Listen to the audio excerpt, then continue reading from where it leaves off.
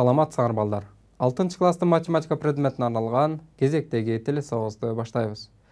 Балдар, бүгүнкү сабагыбызда биз өткөнкү сабагыбызда өтүлгөн теманы кайталап, ал тема боюнча мисалдарды иштейбиз. Башкача айтканда, сабактын жүрүшүндө симметриялар боюнча мисалдарды иштейбиз.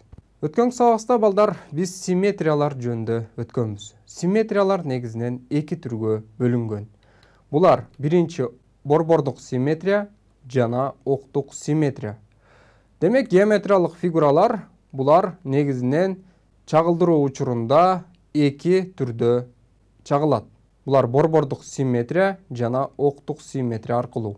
Борбордук симметрияга мисал карай турган болсок, ABCD квадратын ушул квадраттын С чокусуна карата симметриялуу чагылдырсак, биз CD1 A1 B1 квадратын алабыз.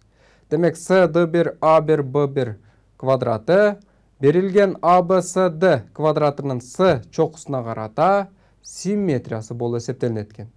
Октук симметрияга мисал карай турган болсок, ABCD квадратын алсак, жана ушул квадраттын BC жагы аркылуу LT сызугу жүргүзүлсүн, жана берилген ABCD квадратынын L түз сызыгына карата симметриясы A1 BC жана D1 квадраты болот экен. Мынакей балдар, биз өткөнкү сабагыбыздагы симметрия түшүнүгүн кайталап алдык. Демек, симметрия булар негизинен чагылдыруу аркылуу алынат экен. Анда эмесе мисалдарды иштөөнү баштайлы. Биринчи мисал. Таблицаны толтургула дейт. Бул жерде бир канча геометриялык фигуралардын жазылуусун көрүп турабыз. Булар кесинди, бурч, түз сызык, шоола жана айлана. Ушул геометриялык фигуралардын канча симметрия огу бар экендигин жана канча симметрия борбору бар экендигин биз аныктап, таблицаны толтурабыз. Биринчи, кесиндини карай турган болсок, кесинди бул геометриялык фигура болуп эсептелинет. Эми кесиндинин канча симметрия огу жана канча симметрия борбору бар экендигин аныктайлы. Кесинди канча октук жана борбордук симметрияга ээ дейт. Бизге AB кесиндиси берилди. Ушул кесиндисин А дегенде биз октук симметриясын аныктайлы. Ал AB түз сызыгы болуп эсептелинет. Демек, биринчи AB кесиндисинин октук симметриясы бул AB түз сызыгы болуп эсептелинет. Ошондой эле экинчи MN түз сызыгы AB кесиндисине перпендикуляр болгон түз сызык, бул дагы ушул AB кесиндисинин симметрия огу болуп эсептелинет экен. Демек, NN перпендикуляры симметрия огу болот. Демек, AB кесиндисинин эки симметрия огу бар экен. Эми биз AB кесиндисинин борбордук симметриясын аныктайлы. Ал кайсыл болот? B. Бул ошол AB кесиндисинин тең ортосу Е чекити болот. Демек, AB кесиндисинин борбордук симметриясы бул бирөө экен. Ал Е чекити болот. Эми таблицаны толтура турган болсок, кесинди бул эки симметрия огуна жана бир борбордук симметрияга ээ экен. Кийинки фигура бурчты ала турган болсок, бурчтагы геометриялык фигура. Бурчтун канча симметрия огу жана канча симметрия борбору бар экендигин аныктайлы. Бул жерде эки бурчту көрүп турабыз. Бири каалагандай бурч, а бирөөсү жайылган бурч. А дегенде ушул бурчтардын биз октук симметриясын аныктайлы. Ал октук симметриясы бул анын бисектрисасы болот. Жалпысынан каалагандай бурч бул бир гана октук симметрияга ээ экен. Жана экинчи бурч, албетте, борбордук симметриясы бул жок болуп эсептелинет. Бурчтун борбордук симметриясы жок. Таблицаны толтура турган болсок, бурчтун симметрия огу бирөө жана симметрия борбору 0, же болбосо жок. Кийинки фигура бул түз сызыкты ала турган болсок, түз сызыктын канча симметрия огу жана канча симметрия борбору бар экендигин аныктайлы. Түз сызык канча октук жана борбордук симметрияга ээ деген суроого жооп берели. А түз сызыгын көрүп турасыңар. А дегенде бул түз сызыктын симметрия окторун санайлы. Албетте бул биринчи А түз сызыгынын өзү симметрия огу болуп эсептелинет. Жана ошондой эле каалагандай түз сызыктар албетте берилген А түз сызыгына перпендикуляр болгон түз сызыктар ушул А түз сызыгынын симметрия огу болуп эсептелинет экен. Жалпысынан чексиз симметрия огуна ээ болот. Демек А түз сызыгы же болбосо каалагандай түз сызык чексиз симметрия огуна ээ болот экен. Экинчи, бул жерде ошол А түз сызыгына перпендикуляр болгон түз сызыктар менен кесилишинде албетте чекиттер пайда болот. Бул чекиттер дагы чексиз болгондуктан А түз сызыгынын же болбосо каалагандай түз сызыктын борбордук симметриясы чексиз болуп эсептелинет экен. Демек түз сызыктын симметрия огу чексиз көп жана симметрия борбору дагы чексиз көп болуп эсептелинет. Эми кийинки фигура бул шооланы карай турган болсок, шооланын канча симметрия огу бар экендигин карайлы. Мында АБ шооласын көрүп турасыңар. Шоола деген бул чекиттен чыгып, эми бул шооланын октук симметриясын алып көрөлү. Ал октук симметриясы АБ түз сызыгы болуп эсептелинет экен. Демек бир гана октук симметрияга ээ экен бул шоола, ал АБ түз сызыгы болуп эсептелинет. Б борбордук симметриясын алып көрөлү. Борбордук симметриясы бул жок же болбосо борбордук симметрияга ээ эмес. Таблицаны толтура турган болсок, шоола бир гана октук симметрияга ээ, ал эми борбордук симметриясы жок же болбосо 0. Кийинкиси айлананы ала турган болсок, айлана канча симметрия огуна ээ жана канча борбордук симметрия огуна ээ экендигин көрсөтөлү. Борбору О болгон кандайдыр бир радиуска ээ болгон айлананы көрүп турабыз. А дегенде биз айлананын октук симметриясын эсептеп көрөлү. Борбору аркылуу өткөн А түз сызыгын көрүп турабыз. А түз сызыгы бул октук симметрия болуп эсептелинет. Анткени айлананы тең 2ге бөлүп турат. Ошондой эле каалагандай түз сызык албетте айлананын борбору аркылуу өткөн, бул дагы айлананын октук симметриясы болуп эсептелинет. Демек айлананын октук симметриясы бул чексиз көп октук симметрияга ээ. Экинчи айлананын борбордук симметриясын ала турган болсок, бул айлананын борбору болуп эсептелинет. Демек бир гана борбордук симметрияга ээ экен. Ал айлананын борбору. Таблицаны толтура турган болсок, айлананын чексиз көп симметрия огуна ээ экендигин айттык. Ал эми айлананын борбордук симметриясы бул айлананын борбору же болбосо бирөө экен. Мынакей балдар, биз биринчи мисалыбызда берилген геометриялык фигуралардын октук жана борбордук симметрияларын көрсөтүүчү таблицаны толтурдук. Эми келгиле мен силерге төмөндөгүдөй суроо берейин. Суроо: биз А, Б, С, Д, А1, Б1, С1, Д1 кубун көрүп турабыз. Эми мен силерге суроо берейин. Куб канча октук симметрияга ээ? Жоопторду мен силерге сунуштайын. Биринчи 4, экинчи 12, үчүнчү 9, төртүнчү 0 же болбосо жок. Убакытты коюп жиберейин. Ойлонуп туруп туура жоопту тандагыла. Берилген куб канча симметрия огуна ээ болушу мүмкүн? Туура жоопту айта турган болсом, бул үчүнчү жооп туура. Башкача айтканда 9 симметрия огуна ээ берилген куб. Анда эмесе мен жоопту бышыктайын. Бизге А, Б, С, Д, А1, Б1, С1, Д1 кубу берилген. Бул жерде балдар, берилген кубтун А, Б, С, Д гранынын диагоналдардын кесилиши аркылуу, ошондой эле А1, Б1, С1, Д1 гранынын диагоналдардын кесилиши аркылуу өткөн түз сызык бул ушул берилген кубтун симметрия огу болуп эсептелинет. A1 B1 жана CD D1 C1 грандарынын диагоналдарынын кесилиши аркылуу өткөн түз сызык. Кийинкиси бул жерде балдар AD A1 D1 гранынын диагоналдарын кесилиши аркылуу өткөн.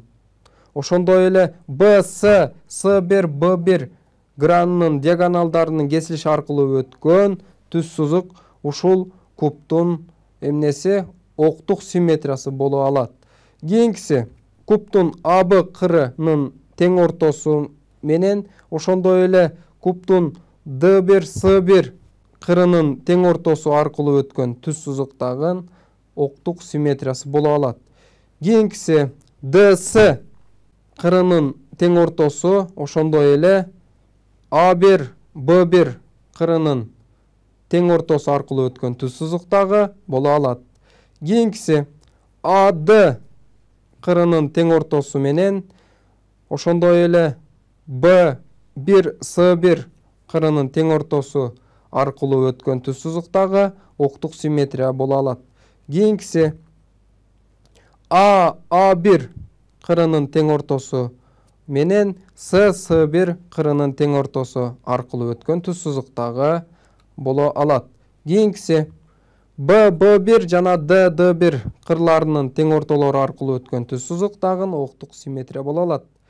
Ошондой эле A1 D1 жана B C кырларынын тең ортолору аркылуу өткөн түз сызыктагы октук симметрия боло алат. Жалпысынан эсептей турган болсок, октук симметрия 9 экендиги көрүнүп турат.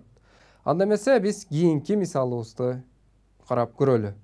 Координата тегиздигинде K, L, T, E чекиттери берилген. K чекитинин координаталары 4, 3, L чекитинин координаталары 7, -2, T чекитинин координаталары 1, -6, E чекитинин координаталары -8, -4. Абсцисса жана ордината окторуна карата симметрияларын тапкыла дейт. Бизге координаталык тегиздик берилсин. Эми ушул тегиздикте берилген чекиттерди жайланыштыралы. Аларды жайланыштырууну биз жакшы билебиз. Биринчи K чекитин жайланыштыралы. Абсциссасы 4, ординатасы 3. Аларды тик бурч аркылуу кесилиштирсек, K чекити пайда болот. Кийинкиси L чекити.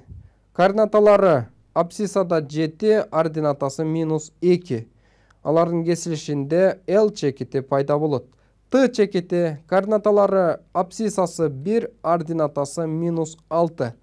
Алардын тик бурчтуу кесилишинде T чекити келип чыгат. E чекити. Абсциссасы -8, ординатасы -4 дейт. Алардын кесилишинде E чекити пайда болот. Алардын чейректерин айта турган болсок, K чекити биринчи чейректе, T чекити экинчи чейректе, E чекити үчүнчү, L чекити 4-чү чейректе жатышаарын көрүп турабыз.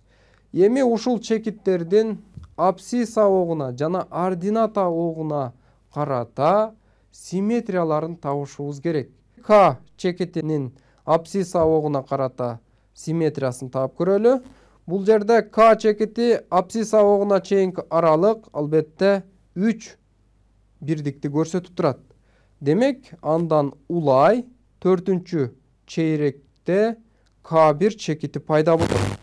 Демек, K1 чекитинин координаталары абсциссасы 4, ординатасы -3 экен. K1 чекити K чекитинин абсцисса огуна карата симметриясы болот. Ушул сыяктуу K чекитинин ордината огуна же болбосо Y огуна карата симметриясын табалы. Y огуна чейинки аралыгы K чекитинин албетте 4 бирдик кесинди. Демек, ага улай экинчи чейректе жаткан K2 чекити пайда болот. K2 чекитин координаталары абсциссасы -4, ординатасы 3 экен. Мына ушул сыяктуу калган чекиттердин абсцисса огуна жана ордината огуна карата симметрияларын тапсак болот. Кийинкиси L чекитинин абсцисс абогуна карата симметриясын табалы. Абсцисс абогуна чейин 2 бирдиккесинде, демек ага перпендикуляр болгон X огуна L1 чекити пайда болот. Бул жерде L1 чекитинин координаталары абсциссасы 7, ординатасы 2 экен. L1 чекити L огунун X огуна карата эмнеси симметриясы болуп эсептелинет. Мына ушул сыяктуу L чекитинин ордината огуна карата симметриясын табалы. Албетте бул L2 чекити болуп эсептелинет. L2 чекитинин координаталары абсциссасы -7, ординатасы 2 болот. Ушул сыяктуу кийинки T чекитинин симметрияларын табалы. Албетте бул жерде абсцисс абогуна карата таба турган болсок, абсцисс абогуна чейин 1 бирдиккесиндеги демек абсцисс абогуна перпендикуляр 3-чү чейректе жаткан T1 чекити пайда болот. T1 чекитин координаталары абсциссасы -6, ординатасы 1. Эми ордината огуна карата T чекитинин симметриясын табалы. Бул албетте T2 чекити болот. T2 чекитинин координаталары абсциссасы 6, ординатасы 1.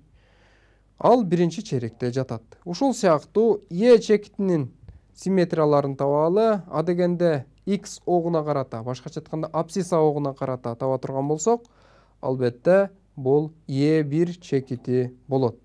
Экинчи чейректе жаткан. Анткени E1 чекити бул абсцисс огуна перпендикуляр кеткен, аралыгы албетте 4 бирдиккесинде.